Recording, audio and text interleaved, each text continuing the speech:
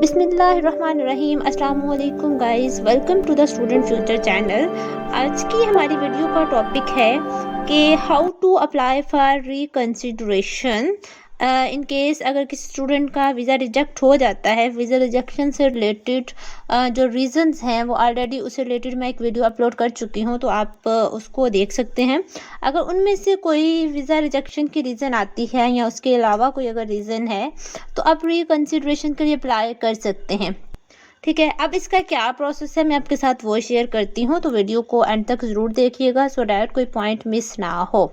Of course अगर कोई student है जिसने वीज़ा अप्लाई किया था तो उसका एडमिशन प्रोफेसर की बेस पे हुआ होगा या यूनिवर्सिटी की तरफ से हुआ है। ठीक है, तो अब आपने करना क्या है, आपकी जो भी वीज़ा रिजेक्शन की रीज़न है वो अपने प्रोफेसर को इन्फॉर्म करनी है। वो प्रोफेसर जिसने आपको एक्सेप्टेंस दी हुई है, या अगर आपका यूनिवर्सिटी बेस्ड एडमिशन हुआ है तो आपने अपने यूनिवर्सिटी के जो ऑफिसर्स हैं उनसे कांटेक्ट करना है, उनको वीज़ा रिजेक्शन रीज़न बतानी है और उनको बताना है। अगर उन्हें ऑलरेडी नहीं पता, कुछ प्रोफेसर्स को नहीं पता होता तो आपने उनको बताना है कि ये ईमेल्स हैं वीज़ा काउंसलर्स की, उनकी जो ईमेल्स है, जो कॉन्टैक्ट ईमेल है, मैं वो डिस्क्रिप्शन में भी ऐड कर दूंगी।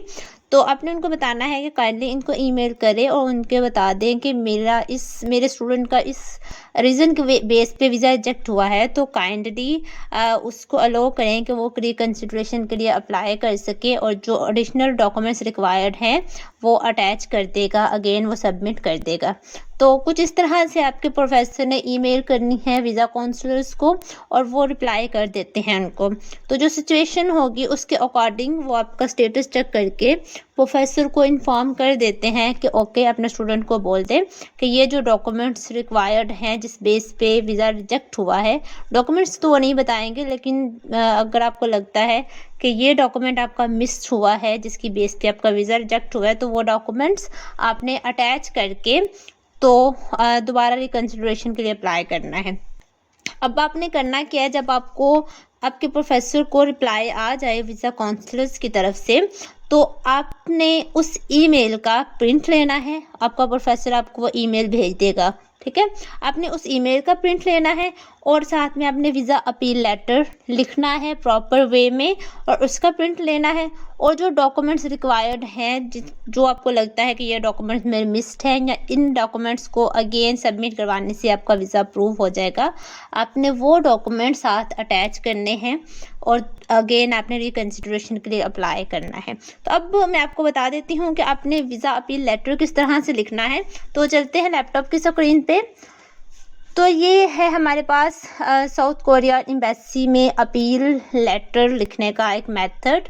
आपने सबसे पहले क्या करना है, सेम ऊपर आपने ये address as it is mention कर देना है, नीचे आपने लिखनी है डेट और then respected visa officer mention कर दे। अब आपने अपनी रीज़न बतानी है।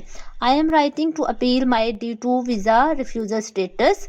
अब आपको ये D2 वीज़ा का जो रिफ्यूज़ल स्टेटस जिस डेट में शो हुआ है वो आपने बताना है कि इस डेट को मुझे ये वीज़ा रिजेक्शन स्टेटस शो हुआ है वेबसाइट पे और मेरा वीज़ा इन रीजंस की वजह से डिनाई हुआ है। जो भी आपकी रीज़न होगी वो आप यहाँ पे मेंशन कर दे। ठीक है, फिर आपने बताना है कि मैंने ये सिचुएशन अपने प्रोफेसर के साथ शेयर की है और मेरे प्रोफेसर ने आपके साथ कांटेक्ट किया है इस डेट को।